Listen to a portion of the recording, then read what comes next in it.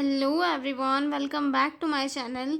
कैसे हो आप सभी? आई एम श्योर कि आप सभी लोग ठीक होंगे। तो चलिए हम लोग आज का वीडियो स्टार्ट करते हैं।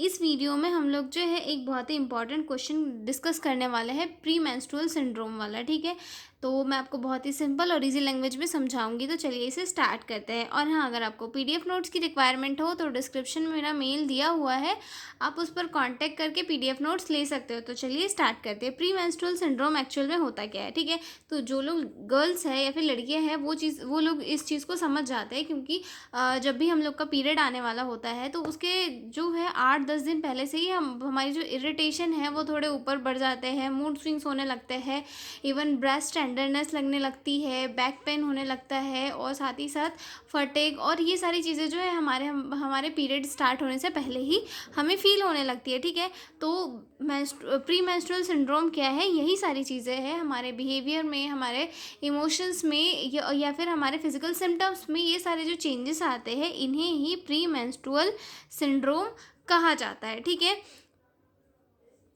अभी होता क्यों है? अब जैसे कि हम सभी को पता है कि पीरियड आता है, तो पीरियड आने आता है उस टाइम पे क्या होता है, हमारे बॉडी में काफ़ी सारे हार्मोनल चेंजेस होते हैं, जिसके कारण हमारी बॉडी जो है कुछ सिम्टम्स शो करती है, जिन्हें प्री मेंस्ट्रुअल सिंड्रोम कहा जाता है। ठीक है, और जब पीरियड कंप्लीट हो जाता है या फिर मेंस्ट्रुअल कंप्लीट हो जाता है तो उसके बाद में ये चीज़ें जो है नॉर्मलाइज हो जाती है अपने आप ही। ठीक है, इंट्रोडक्शन देखते हैं।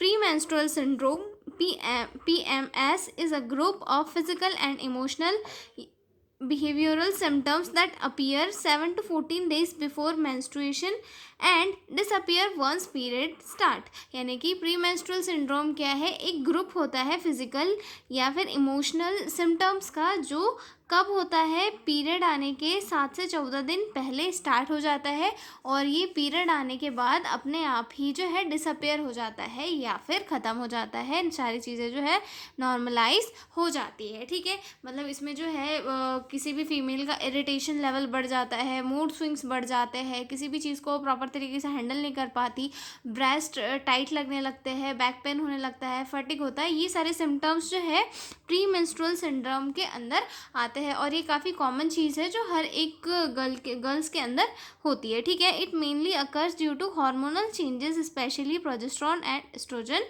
फ्लक्चुएशन। और ये क्यों होता है? क्योंकि हमारी बॉडी में जो है हॉर्मोन्स का काफ़ी चेंजेस होता है उस दौरान में। ठीक है, जो हमारे हार्मोन होते हैं प्रोजेस्टेरोन एंड एस्ट्रोजन, इनमें काफ़ी फ्लक्चुएशन होता है, यानी कि लोग ऊपर नीचे होते हैं। इस कारण से जो है हमारे बॉडी में ये सारे सिम्टम्स दिखाई देते हैं। ठीक है, अब इनके कॉजेज़ देख लेते हैं कि कौन कौन से रीज़न की वजह से ये सारी चीज़ें होती है। ठीक है, exact causes unknown but common factors are, मतलब इसके जो है एग्जैक्ट कॉज जो है इसका अननोन है, लेकिन कुछ कॉमन फैक्टर्स होते हैं जो प्री मेंस्ट्रुअल सिंड्रोम को क्रिएट करने में कंट्रीब्यूट करते हैं, जिसमें सबसे फर्स्ट आता है हार्मोनल इम्बैलेंस।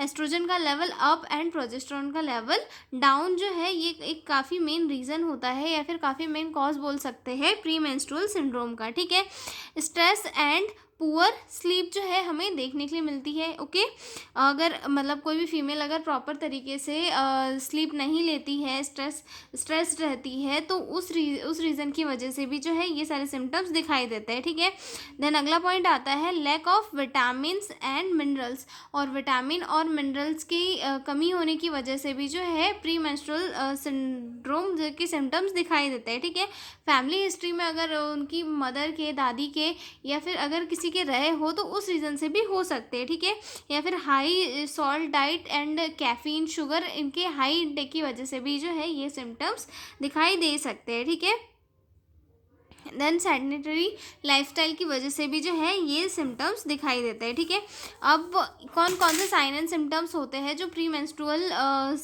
सिंड्रोम में दिखाई देता है? वैसे तो गर्ल्स को पता है कि कौन कौन से होते हैं, लेकिन फिर भी हम लोग देख लेते हैं। ठीक है, फिजिकल सिम्टम्स में सबसे फर्स्ट आता है हेडेक।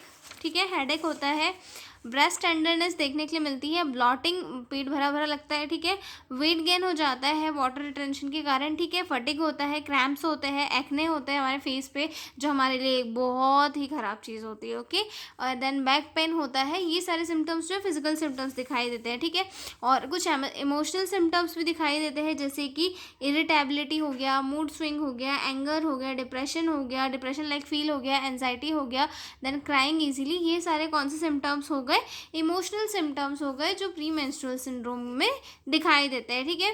देन अगला पॉइंट आता है बिहेवियरल सिम्टम्स, जैसे कि उसके बिहेवियर में क्या क्या चेंजेस देखने के लिए मिलेंगे, ठीक है। तो जिसमें सबसे फर्स्ट आता है लॉस ऑफ कॉन्सेंट्रेशन, ठीक है, कि ये इनका जो कॉन्सेंट्रेशन है वो प्रॉपर सही तरीके से नहीं रह पाता है, ठीक है। स्लीप डिस्टर्बेंस देखने के लिए मिलेगा, एपेटाइट चेंजेस देखने के लिए मिलेंगे, फूड क्रेविंग्स होगी या तो फिर बिल्कुल भी भूख नहीं लगेगी, ठीक है। और उसके बाद low energy, then social withdrawal जैसे सिम्टम्स जो है हमें देखने के लिए मिलेंगे, ओके। अब इसका मैनेजमेंट क्या होता है, मैनेजमेंट में कौन कौन सी चीज़ें इंक्लूड होती है?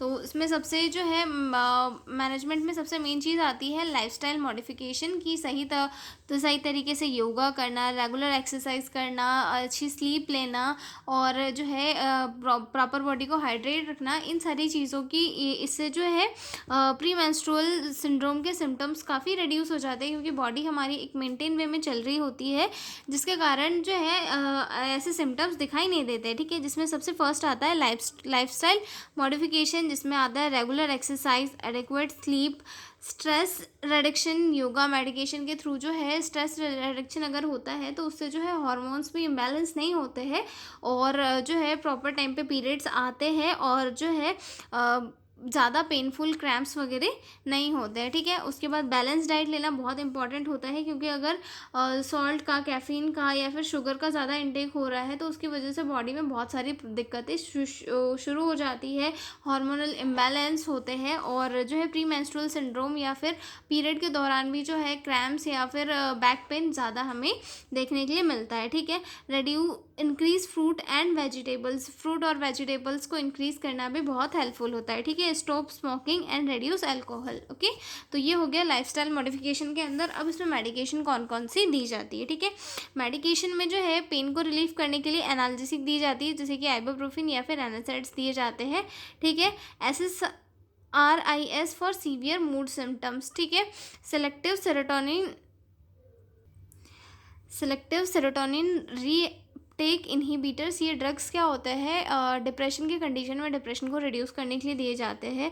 तो जब किसी फीमेल को मतलब बहुत ज़्यादा मेंस्ट्रुअल सिंड्रोम के सिम्टम्स अगर दिखाई दे रहे हैं, मूड ऑफ होना, क्रेविंग्स होना, इरिटेबिलिटी, तो जो है सेलेक्टिव सेरोटोनिन रीअपटेक इनहिबिटर्स दिए जाते हैं, ताकि डिप्रेशन को कम किया जा सके और मेंटल हेल्थ कंडीशन को थोड़ा नॉर्मलाइज किया जा सके, ठीक है। ओरल कॉन्ट्रासेप्टिव पिल्स दी जाती है ताकि हार्मोन्स को रेगुलेट किया जा सके, ठीक है। डायूरेटिक्स दिए जाते हैं ब्लॉटिंग और वाटर रिटेंशन को रिड्यूस करने के लिए, और कुछ विटामिन सप्लीमेंट्स भी दिए जाते हैं, जैसे कि विटामिन B6 हो गया, कैल्शियम हो गया, मैग्नीशियम हो गया, ओके। और अब इससे प्रिवेंशन के लिए क्या क्या किया जाता है, ठीक है। तो इसमें सबसे फर्स्ट तो आता है हेल्थी लाइफस्टाइल अपनाई जाती है, regular exercise, adequate sleep, balance diet, stress control and avoid smoking and alcohol. तो लड़कियों या फिर गर्ल्स, मेरी रिक्वेस्ट है कि अच्छे से अपनी लाइफस्टाइल को मेंटेन करें, रेगुलर एक्सरसाइज करें, एडिक्वेट स्लीप ले, प्रॉपर बैलेंस डाइट खाए जिसमें फ्रूट वेजिटेबल्स वगैरह हो, अपने बॉडी को हाइड्रेट रखे, जिससे कि हमारी स्किन भी अच्छी रहेगी, हमारे मेंस्ट्रुअल पीरियड्स भी जो है टाइम टू टाइम आएंगे, और साथ में हमें जो है ऐसे ड्रग्स जो यहाँ पर हमने देखे, एनासिड्स हो गया, SSRIs हो गया, या फिर ओरल कॉन्ट्रासेप्टिव्स हो गए, इन सारे ड्रग्स को लेने की ज़रूरत ना पड़े, क्योंकि अगर हम हमारा ध्यान रखेंगे, प्रॉपर योगा मेडिटेशन वगैरह करेंगे, तो जो है हमारी ये सारी जो कॉम्प्लिकेशन है ये नहीं होगी, ठीक है। तो मिलते हैं अगले वीडियो में एक नए क्वेश्चन के साथ, तब तक के लिए बाय बाय। और अगर आपको PDF नोट्स की रिक्वायरमेंट हो तो डिस्क्रिप्शन में मेरा मेल दिया हुआ है, आप उस पर कॉन्टेक्ट कर सकते हो और PDF नोट्स ले सकते हो। तो मिलते हैं अगले वीडियो में, तब तक के लिए बने रहिए मेरे साथ।